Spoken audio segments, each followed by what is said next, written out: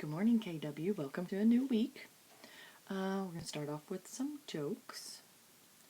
Why do fish swim in salt water? Why do fish swim in salt water?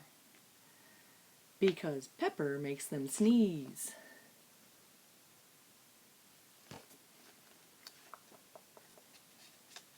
What do you call a witch who lives on the beach?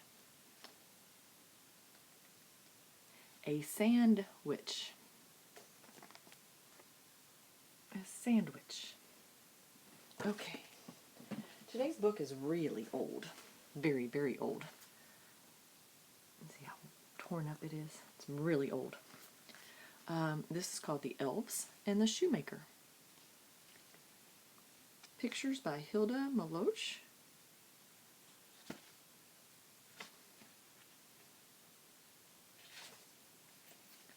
Once upon a time, a shoemaker and his wife lived in a small room behind their shop.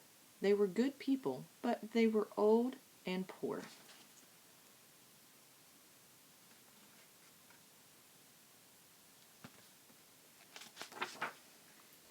One day the shoemaker said, "We have only enough leather to make one pair of shoes." "And no money to buy more," added the wife sadly. The shoemaker cut the leather and put it on the workbench. "I'll sew the shoes tomorrow," he said. "Perhaps someone will buy them."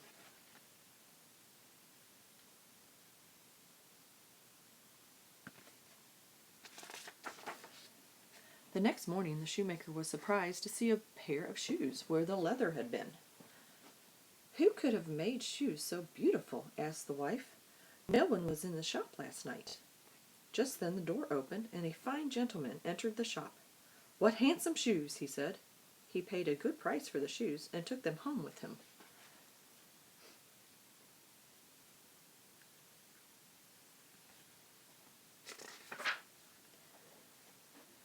"This money is enough to buy leather for 2 pairs of shoes," said the happy shoemaker. That night the shoemaker cut out 2 pairs of shoes. Then he went to bed and slept soundly.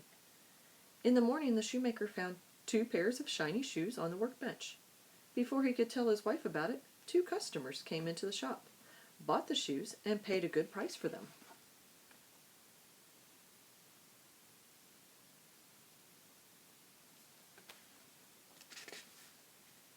How happy the shoemaker and his wife were!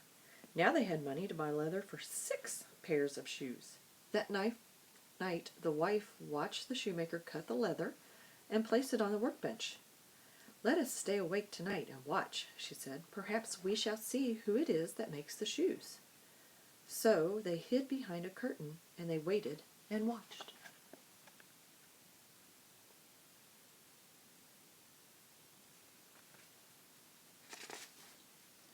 They were beginning to feel very sleepy as the clock struck 12. Then suddenly they heard a swish and a thud and a giggle as 2 merry little elves slid through the open window on a moonbeam.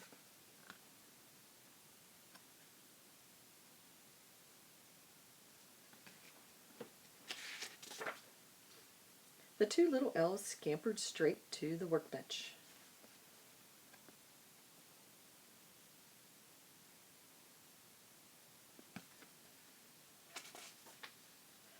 Chattering merrily, they began to sew the leather.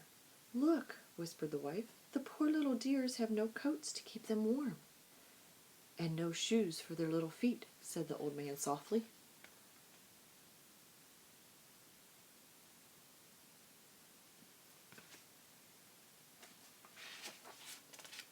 When the 6 pairs of shoes stood ready, the 2 tired little elves stretched and yawned. Then swish! They disappeared through the open window.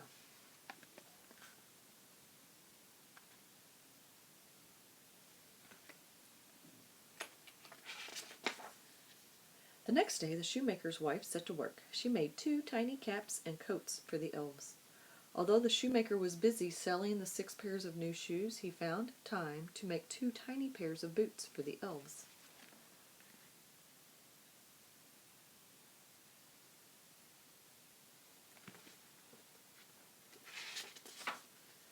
That night they placed the little coats and caps and boots in the shop. Then, as before, they hid behind the curtain.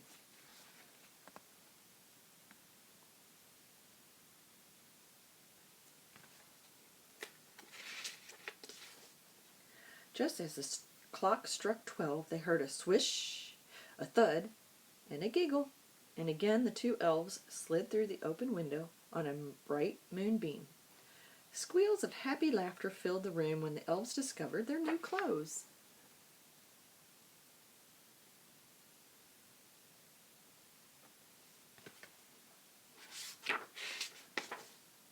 In a twinkling, they were dressed and prancing about. They turned somersaults, hugged each other, and danced together.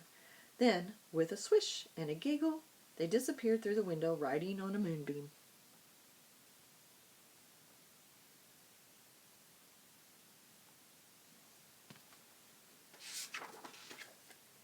The elves never came back to the shoemaker's shop, but the good fortune and happiness they brought to the shoemaker and his wife lasted as long as they lived.